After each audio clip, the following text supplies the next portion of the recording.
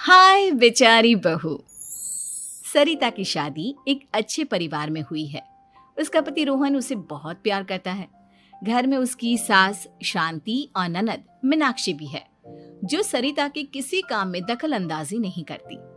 लेकिन फिर भी सरिता को ऐसा लगता है कि दुनिया की सबसे ज्यादा बेचारी बहू वही है और सबसे ज्यादा अत्याचार उसी पर हो रहा है। माँ जी, ये लीजिए आपकी चाय। अरे बहू, तूने इतनी ज्यादा चीनी क्यों डाल दी चाय में?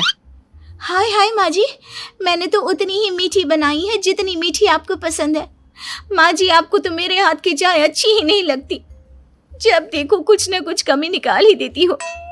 अरे बहू, तू एक बात के पीछे ही पड़ जाती है। मैंने ऐसा कब कहा कि तू रोज चाय खराब बनाती है? सरिता अपने कमरे में चली जाती है और फोन उठाकर अपनी माँ से बात करती है। हेलो माँ, कैसी हो आप? क्या कर रही हो? मैं तो ठीक हूँ, पर तू बता, तेरा मूड कैसा है? तेरी आवाज से लग रहा है कि कुछ तो हुआ है तेरे ससुराल में। अरे क्या बताऊँ माँ, यहाँ तो हर समय मेरे साथ बहुत बुरा व्यवहार होता है। मैंने अपनी सास के लिए इतनी अच्छी चाय बनाई, लेकिन मेरी सास चाय पीते ही मुझे 4 बातें सुना दी। बेटी, तू इतनी छोटी छोटी बातों पर ध्यान ही क्यों देती हो? तुम्हारी सास ने कुछ बोल भी दिया तो क्या हो गया, वो बड़ी है ना तुझसे। माँ ने इतना समझाया, लेकिन इस बात का सरिता पर कोई असर नहीं हुआ।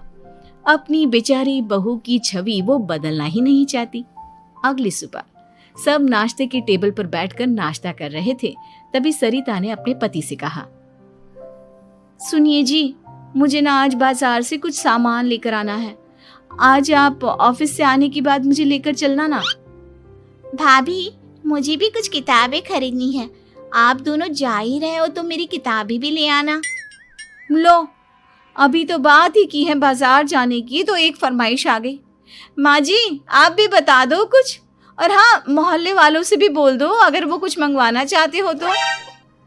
बेचारी मीनाक्षी अपना सा मुंह लेकर रह गई। ये सब देखकर रोहन से चुप नहीं रह गया और वो गुस्से में बोला, सरिता, क्या हो गया है तुम्हें? मीनाक्षी ने तो सिर्फ किताबों के लिए बोला है। तुम्हें मीनाक्षी से इस तरह से बात नहीं करनी चाहिए। माफी मांगो उससे अभी। क्या? मैं माफी मांगू? दिन भर आपके घर के काम करूं मैं, आपकी और आपके घर वालों की बातें सुनूं मैं, और अब माफी भी मैं मांगू? ऐसा कभी नहीं हो सकता। ये बोलकर सरिता वहां से चली जाती है। एक दिन उनकी पड़ोसन घर आती है। अरे सरिता, क्या कर रही है? और क्या करूंगी भाभी जी, बस घर का काम ही कर रही हूँ। आप बताओ कैसे आना हुआ? अरे मैं तो तुम्हारा हालचाल पूछने आई थी, लेकिन तुम तो बिजी लग रही हो। कोई बात नहीं, मैं बाद में आ जाऊंगी। और क्या करूं भाभी जी, जब से शादी होकर आई हूँ ना, बस काम ही कर रही हूँ। और इस घर में ना कोई मेरी कदर नहीं करता। पति है जो बस घर से ऑफिस, ऑफिस से घर। ननद को तो कॉलेज से फुर्सत नहीं। बची सास तो उनका सारा समय मेरी गलतियां निकालने में लग जाता है। अरे ये क्या कह रही हो सरिता? तुम्हारी सास तो पूरे मोहल्ले में तुम्हारी तारीफ करती फिरती है कि तुम बहुत अच्छी हो, पूरा घर तुम्ही ने संभाल रखा है। हाँ तो क्या हुआ, इसमें गलत क्या कहती है? सच्ची तो कहती है। मेरी मर्जी के बिना इस घर का पत्ता भी नहीं हिलता। शाम को जब रोहन घर आया तो उसने सबसे कहा, कल हम सबको मौसी जी के घर जाना है। उनकी बेटी की शादी है। सब अपनी अपनी पैकिंग कर लो, सुबह होते ही निकल जाएंगे।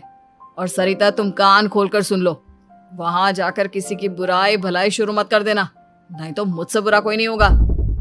हाय हाय जी, आप तो ऐसे कह रहे हो जैसे मैं सुबह शाम सबकी बुराई करती फिरती हूँ। आज तक कोई कह नहीं सकता कि मैंने किसी की पीठ पीछे किसी के बारे में कोई बुरी बात बोली हो तो। अरे बस बहू, बात को और ज्यादा आगे मत बढ़ा। हमें सब पता है तू हमारे साथ क्या व्यवहार करती है। ये बात घर तक रखना, शादी में किसी को कुछ मत बोलना, नहीं तो सब कहेंगे कि शांति की बहू कितना बोलती है। हाँ हाँ, सब कुछ तो मैं ही बोलती हूँ ना। आप लोग तो हर समय फूलों की बारिश करते रहते हो मेरे ऊपर। सारी गलती मेरी है जो मैं इस घर में आई। सबका कितना ध्यान रखती हूँ, लेकिन फिर भी मेरी तो आप लोगों की नजर में कोई कदर ही नहीं है। अगली सुबह सब लोग मौसी जी के घर पर चले जाते हैं। वहां पर शादी का माहौल होता है, सब जगह चहल पहल होती है, बहुत सारे मेहमान आए हैं। सरिता को वहां बहुत अच्छा लग रहा है। वो अपने मन में सोचती है, यहाँ कितना अच्छा लग रहा है, कितनी रौनक है। मैं यहाँ किसी से ज्यादा बात नहीं करूंगी। अगर मेरे मुंह से कुछ ऐसा वैसा निकल गया तो रोहन जी तो मुझसे गुस्सा हो जाएंगी। सरिता ये सब सोच ही रही थी कि वहां रोहन की कजिन साक्षी आ गई और सरिता से बोली, आप सरिता भाभी हो ना? जितना आपके बारे में सुना था आप तो उससे भी ज्यादा सुंदर हो। हाँ वो तो है, मेरी सुंदरता की तारीफ सब करते हैं। मेरे मायके में तो सब यही बोलते हैं कि रोहन जी की किस्मत बहुत अच्छी है जिन्हें मैं मिली। लेकिन आप कौन है? मैंने आपको पहचाना नहीं। मैं रोहन भैया की कजिन हूँ। आपकी शादी पर नहीं आ पाई थी ना, इसलिए आप मुझसे मिली नहीं कभी। शांति मौसी और मीनाक्षी आपकी बहुत तारीफ करते हैं। क्या कहा तुमने? मेरी तारीफ? कभी नहीं। मेरे ससुराल वाले कभी मेरी तारीफ कर ही नहीं सकते। मैं इतनी अच्छी हूँ, मेहनती हूँ, लेकिन उन्हें तो मेरी कदर ही नहीं। सारा दिन घर का काम करती हूँ, फिर भी मेरी सास ना मुझे सुनाती रहती है और पति भी मेरी सास की साइड लेते हैं। ना कभी बाहर ले जाते हैं ना कहीं घुमाने। अगर घुमाने के लिए कभी बोल भी देना तो उनकी बहन बीच में आ जाती है। मैं कैसे रह रही हूँ उस घर में ये मैं ही जानती हूँ। सरिता की ये बातें सुनकर साक्षी को बड़ी हैरानी हुई। अब वो हर किसी के सामने अपनी बढ़ाई और ससुराल वालों की बुराई करने लगी। रोहन और शांति को सरिता पर बहुत गुस्सा आया, लेकिन वो चुप रहे। अगले दिन जब वो अपने घर पर आए, सरिता, तुमने क्यों सबके सामने मेरी इज्जत का तमाशा बनाया? तुमसे बोला था ना कि चुप रहना। अजी ऐसा भी क्या कह दिया मैंने जो इतना भड़क रहे हो? तुम जहां जाती हो अपना रोना शुरू कर देती हो, कभी किसी दूसरे की बात ही नहीं सुनती, बस अपनी कहती रहती हो। तुमने सबके सामने हमारा तमाशा बनाकर रख दिया है। हे भगवान, मुझे अपने पास बुला ले। जिस घर में मेरी कदर ही नहीं उस घर में मेरा क्या काम? अरे क्या करूंगी मैं यहाँ रहकर? जो भी आता है मुझे सुनाकर चला जाता है। मैं तो किसी से कुछ नहीं कहती। सीधी सादी बहू मिल गई है ना सबको, तो जो जी में आए वो करो। सरिता ने अपने आगे किसी को कुछ बोलने ही नहीं दिया और उस दिन भी उसने सबके सामने खुद को बेचारी बना ही दिया। अगले दिन मीनाक्षी कॉलेज के लिए लेट हो रही थी, इसलिए वो हर काम जल्दी जल्दी कर रही थी। अपना नाश्ता लेने किचन में गई और पतीले में रखे गरम दूध को गिलास में डालने लगी। दूध का पतीला उसके हाथ से छूट गया और गरम गरम दूध उसके हाथ पर गिर गया।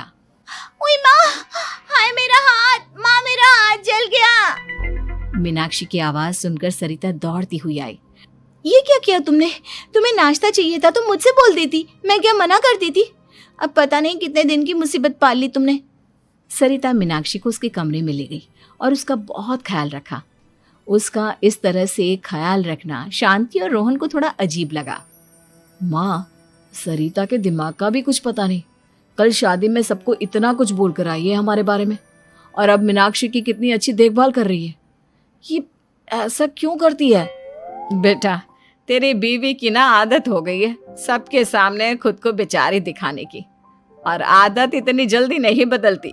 जब ये बोलना शुरू करती है तो रुकने का नाम ही नहीं लेती, इसलिए इसे पता ही नहीं चलता कि ये किसके सामने क्या बोली जा रही है। लेकिन दिल की बहुत अच्छी है। हमें भी अपना दिल बड़ा करके ये जैसी है इसे स्वीकार करना चाहिए।